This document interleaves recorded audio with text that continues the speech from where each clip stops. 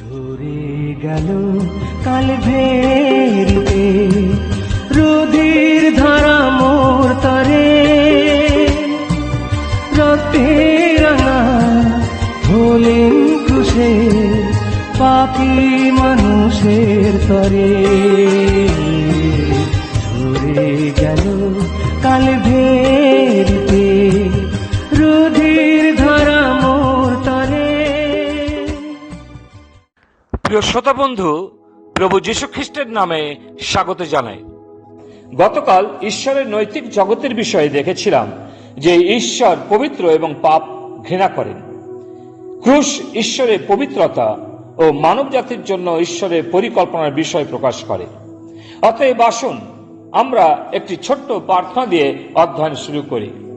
হে ঈশ্বর, তুমি আমাদের শেখাও ক্রুশের অর্থ কি, যে ক্রুশে একজন দুঃখভোগী মানুষ উচ্চকিত হয়েছেন, যেখানে তিনি তিরস্কৃত হয়েছেন, যেন একজন পাপীর জন্য রক্তসেচন করেন ও মৃত্যুবরণ করেন।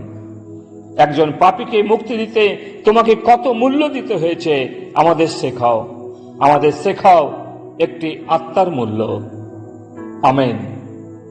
আমরা এখন ঈশ্বরের পরিকল্পনার ক্রুশ অপরিহার্য হওয়ার তিনটি কারণ দেখতে যাচ্ছি। প্রথমত, পাপের সার্বিকতা, দ্বিতীয়ত পাপের পরিণতি এবং তৃতীয়ত পাপের সাথে মোকাবিলা করতে মানুষের অক্ষমতা। পাপের সার্বিকতা। একজন লেখক বলেছেন, পরস্পর বিরোধী প্রমাণের কোন চূড়ান্ত পরিণতি এখনো নিজের সম্পর্কে মানুষের ভালো মতামতকে নাড়া দেয়নি, এবং মানুষের হৃদয়ের কুটিলতা এবং কপটতা, যেখানে অপরাধী বিদ্রোহ পাপীরা তাদের পাপহীনতা ঘোষণা করে, তা স্পষ্টভাবে কোথাও দেখা যায় না। কিন্তু বাইবেলের সম্বন্ধে স্পষ্ট সাক্ষ্য দেয় প্রথম যোহন তার 1:8। আমরা যদি বলি যে আমাদের পাপ নাই, তবে আপনারা আপনাদেরকে ভুলায় এবং সত্য আমাদের অন্তরে নাই।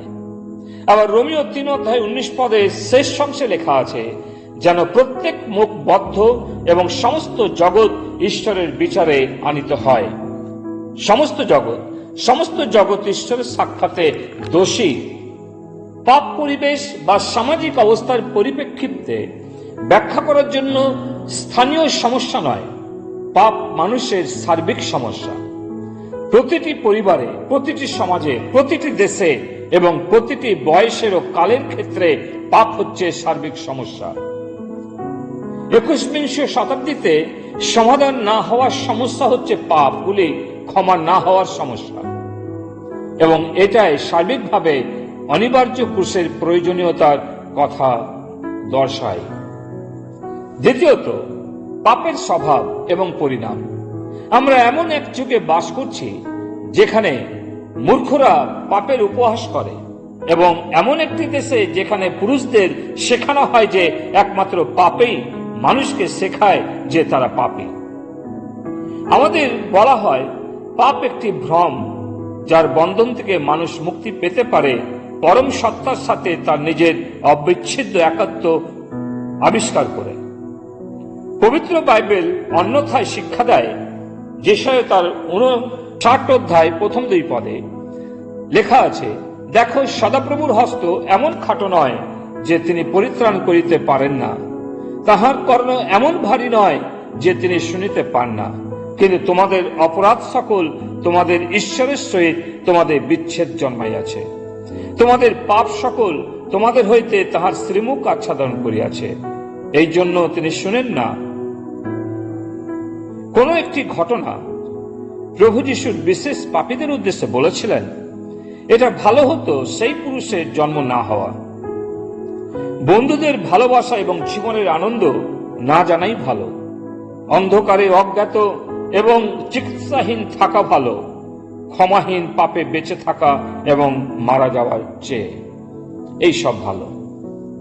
কিছু কিছু ধর্মীয় নেতাদের প্রভু যীশু বলেছিলেন, যেমন যোহনের 8:21।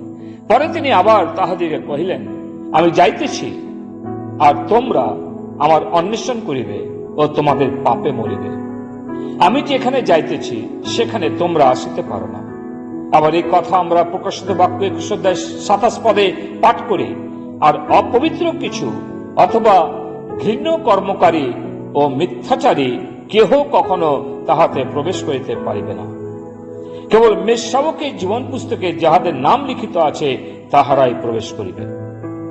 যেমন পাপের ভয়ঙ্কর অনিবার্য পরিণতি, পাপের বেতন হল মৃত্যু, হয় পাপের মৃত্যু বা কিছু পাপহীন বিকল্পের মৃত্যু। এবং এখানে আমরা ক্রুশের প্রয়োজনীয়তা দেখতে পাচ্ছি। যেমন আমরা শিশুদের একটি গানের কথা মনে করতে পারি, পাপের মূল্য দিতে যথেষ্ট ভালো আর কেউ ছিল না, তিনি কেবল স্বর্গের দরজাটি খুলতে পারেন এবং আমরা প্রবেশ করতে পারি। প্রিয়, আজ সকালে প্রশ্ন হচ্ছে, আপনি কি স্বর্গে প্রবেশের অধিকার লাভ করেছেন, নাকি এখনো স্বর্গে প্রবেশ করার নিশ্চয়তা পাননি? দেখুন, আমরা প্রকাশিত বাক্য 21:27 পদে পাঠ করেছি, অপবিত্র এবং ঘৃণ্য কর্মকারী ও মিথ্যাচারী স্বর্গে প্রবেশ করবে না।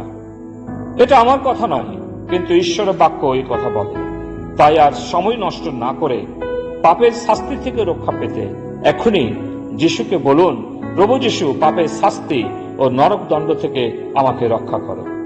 যারা বিশ্বাসী, আসুন মিথ্যাচারিতা থেকে দূরে থাকি। ঈশ্বর তিনি তার বাক্যে আমাদের আশীর্বাদ করুন। পিতা ঈশ্বর, আমরা তোমাকে ধন্যবাদ দিই তোমার পবিত্র বাক্যের জন্য। প্রভু, আজকে আমরা লক্ষ্য করছিলাম বিশেষ করে পাপের সার্বিকতা এবং পাপের পরিণতি। প্রভু, এর জন্য খ্রিস্ট যিশুকে ক্রুশকাষ্ঠে মৃত্যুবরণ করতে হয়েছিল আমাদের পাপ ক্ষমার জন্য। তোমাকে ধন্যবাদ দিই। ধন্যবাদ দিই খ্রিস্টের ক্রুশের জন্য। সেই ক্রুশকে আমাদের জীবনে প্রভু ধারণ করতে, বিশেষ করে খ্রিস্টের ক্রুশের কাছে আমাদের থাকতে সাহায্য করো। প্রার্থনা প্রভু যিশু তোমার নামে চাই, আমেন।